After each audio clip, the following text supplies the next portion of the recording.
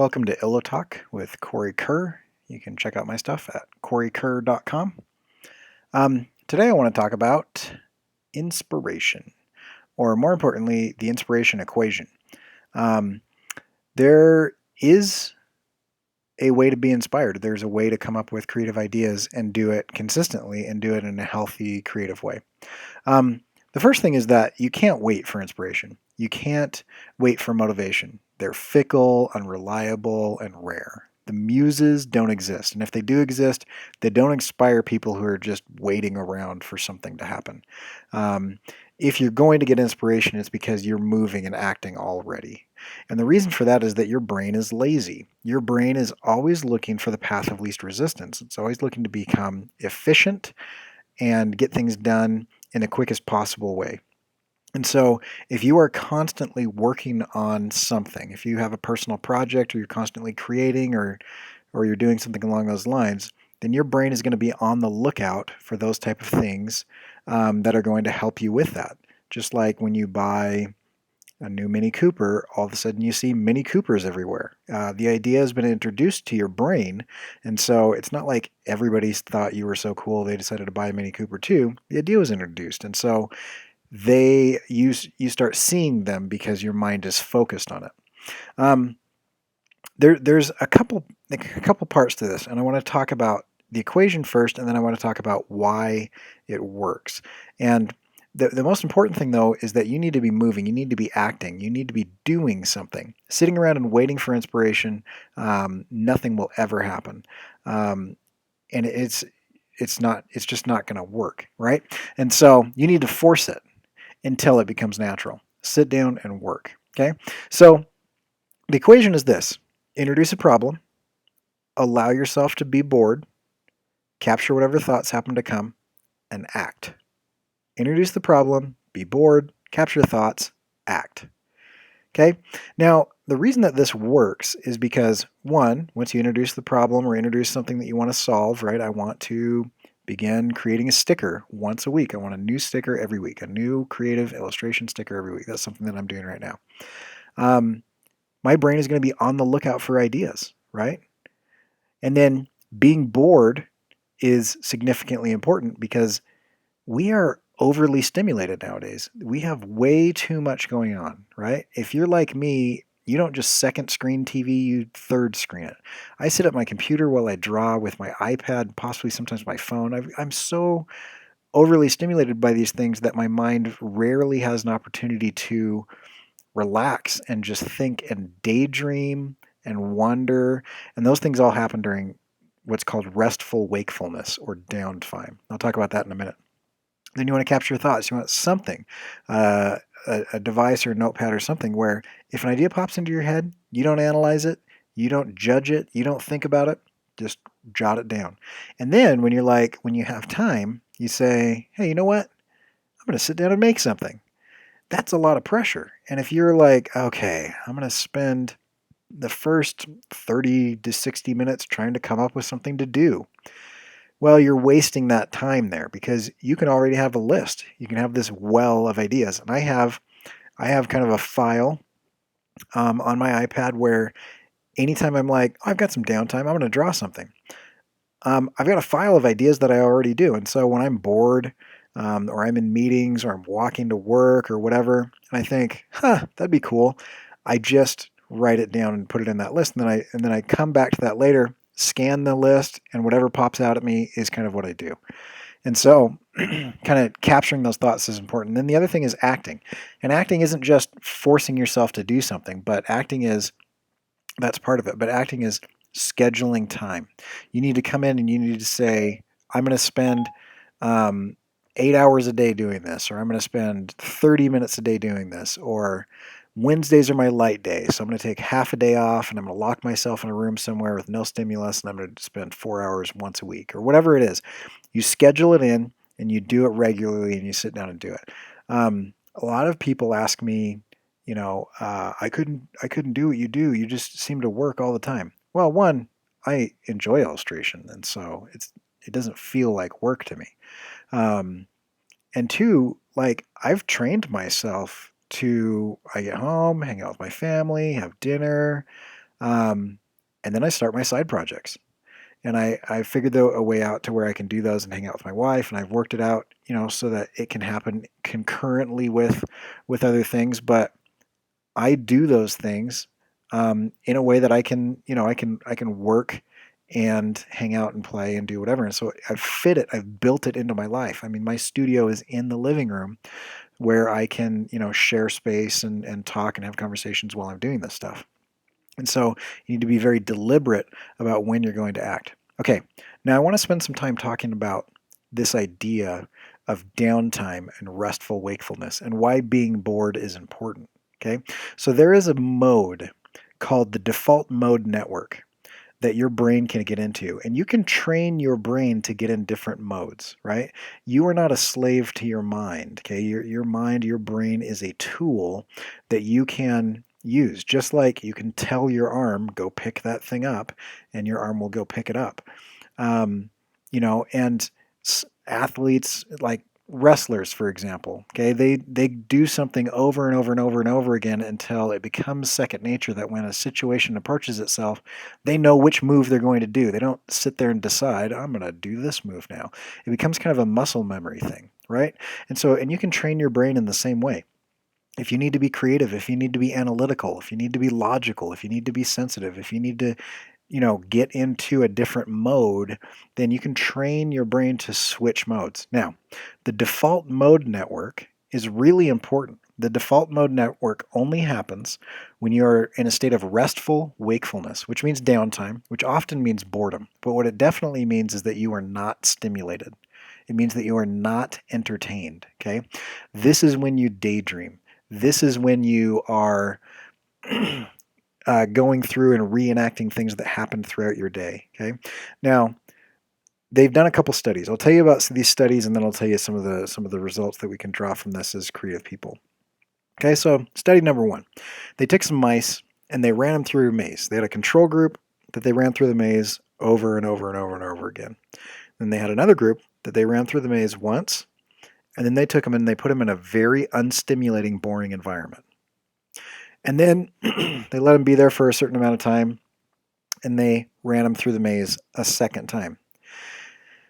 The group of mice that were bored outperformed the group of mice that ran the race or ran the maze over and over and over and over again. And the reason for that is because they played it out in their mind. They allowed their mind to process and had some downtime to where their mind could solve this problem. And the interesting thing about that is the second group, the group that they allowed to be bored, they kind of were measuring their brainwave patterns, right? And so they measured like the electrical impulses in their brain. And when they were in that unstimulating environment, that boredom environment, that lack of stimulus, their brain waves fired, the electrical impulses fired in the exact same pattern that they did when they ran through the maze for the first time. Their mind was going over and, neurons that fire together wire together, right? It was grooving in paths. So they were actually optimizing and becoming better at doing that maze because they were bored, not because they did it over and over and over again. Okay? Now, so that's study number one. Study number two, kind of interesting. They took a group of people and they entertained them. They let them watch some videos that were entertaining. They took a second group of people and they said, we want you to write numbers down from the phone book. So they did that for 30 minutes. Okay. And then they gave everybody a series of creative tests, relate unrelated ideas. The group that wrote numbers down from the phone book significantly outperformed the group of people that were entertained just prior to those creative tests. So then they said, I wonder if this is a fluke, or I wonder if we could push this even further. And so what they did is they then took a group, they let them watch television for about 30 minutes. Another group, they let them copy the numbers, write the numbers down out of the phone book. And a third group, they just said, read the phone book, right? So they're like, what would be more boring than writing numbers down out of the phone book is just reading it, right? And so you have entertained, bored, and like super bored. And not surprisingly, they gave them all the creative tests afterwards. And the third group significantly outperformed the second group, and the second group significantly outperformed the first group. And so what this means is that what neurologists say is that An idle mind seeks a toy, which means that boredom is a mental state that demands relief. Your brain does not like being bored. It is such an uncomfortable situation that, in fact, when you are unstimulated, your brainwave patterns spike. They go into overdrive because it's trying to solve this boredom. And so it's like, I don't like being bored. I don't like feeling like this. I don't like doing anything. And so I'm going to start solving problems. Okay. And so this is why the equation is introduce the problem, be bored, and capture thoughts. It's because once you introduce the problem, that sticks in the back of your brain. And the next time that you have some restful wakefulness, or you have some downtime, you have some boredom, some unstimulated time, then your mind will start looking for problems to solve. And if you've already introduced a problem, I need to come up with an editorial illustration. I need to solve this particular character arc in my story. I need to, I need to get, my story from here to there. I want to draw a sticker every week. I want to do whatever, right? Whatever the thing is that you're doing, your mind has been introduced to that problem, and when it has some downtime, it's going to tackle it. So then you just, whenever that happens, you capture those thoughts. And then you, every day or every week or whenever you can fit it in, you have scheduled time where you are sitting down and you go to work, right? And you already have your thought bank. You've got your list of ideas that come from the downtime, that come from introducing the problem. Okay? Now, the reason that this is important is that there is a thing called neuroplasticity. Neuroplasticity is your brain's ability to change, right? And so a lot of people think, well, I'm not creative. Well, that's a whole nother video, but you are, right? Everybody is.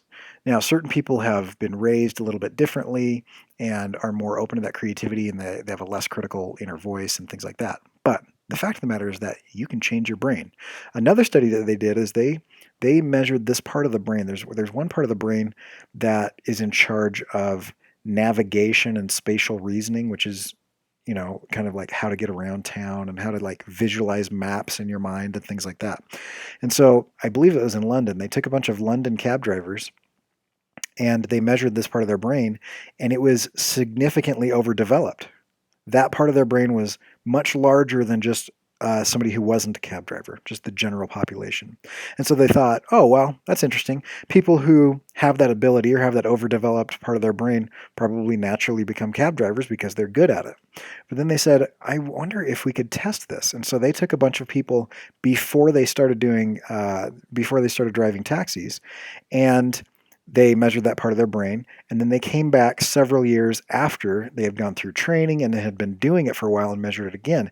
And what they found was that that part of their brain actually increased in size. It grew in mass, giving them a greater capacity and a greater ability to solve the problems that they had introduced to their daily life. They needed to know how to get places. They needed to know how to get from point A to point B in the most efficient way possible and avoid traffic and whatever. So they started visualizing maps in their mind and using their navigation ability.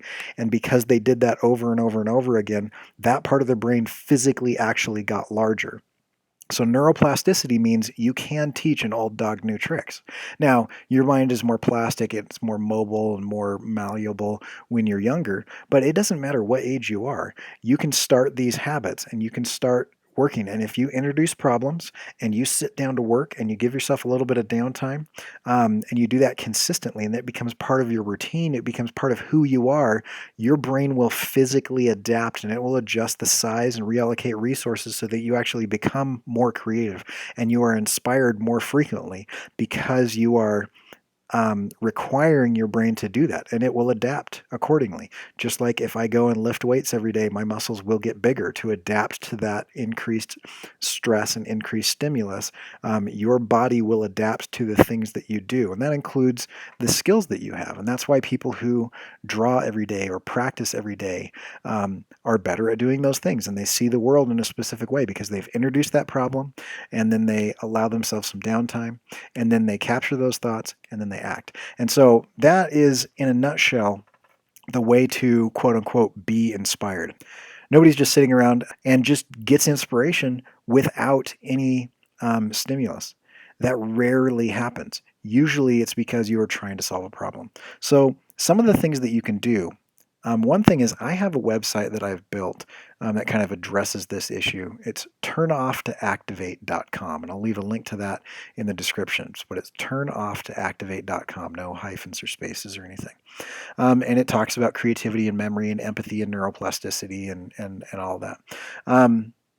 But at the end, there's a commit page, and that commit page has you should come up with 20 minutes of restful downtime every day. Somehow, whether that's prayer, meditation, exercise, journaling, free writing, you go on a walk every so often, you do daily sketches, you have a quiet commute where you're not, listening to audiobooks or being entertained. You just say, you know what, it takes me about 20 minutes to fall asleep, so I'm not going to have any screens in bed, or I'm not going to have my phone out when I'm with my friends, or I'm not going to take my phone with me to the bathroom, or no screens at the dinner table, or whatever. If you can figure out a way to, and I love technology, I don't want to get rid of it or anything, but if you can figure out a way to commit and turn off to activate, committing to 20 minutes a day will significantly increase your ability to produce creative work and be inspired. Okay, so that's that. If you guys are interested, I am going to start a Patreon channel. And if you don't know what Patreon is, it's basically, you go on and you say, yeah, I'll give you a couple bucks every month to do your thing. That'd be awesome, right? It's kind of like Kickstarter, except it's on an ongoing basis. Instead of saying, yeah, I'll commit to 30 bucks for this book or whatever. What you say is, oh yeah, I like what you're doing, and you're doing it consistently, and it's not like a one-time shot. And so I'll give you $2 every month to do that, or I've got some loose change, I'll give you $1. Or hey, I've got a little bit more money, I'll give you 5, right? And in return, I have rewards, and those rewards are going to be kind of tiered. One of the major rewards is going to be kind of sticker packs, and I'm going to be printing those, and I'm going to be mailing them out, physically mailing them out to people. There'll be a bunch of other stuff. I'm not quite ready yet. I've got some client work that I need to get out of the way and get done, and then I need to set everything up. But if you want to know, and there's no commitment at this point or whatever, but if you want to know about that, then jump on to corykerr.com/email and sign up for my email newsletter. I'll be doing an announcement and whatnot. And if you don't want to do that, that's totally cool. We can still be friends. We can still hang out. You can still talk to me on Twitter. Totally fine. And if you want to share that with other people, that would be awesome. That'd be cool. This type of thing allows me to invest time and resources into that, and I don't expect to make a ton of money or anything, but really I'm just looking to cover the cost and get some stickers out there, because this is what I've chosen for the next little while for my personal project. Is I want to produce a ton of stickers, and I want to do one a week. We'll kind of move together, and if you want some really awesome stickers, then jump on to corykerr.com/email. Get onto my email newsletter. Subscribe to this channel, and I'll do more of these videos, and you guys are awesome. We'll catch you later.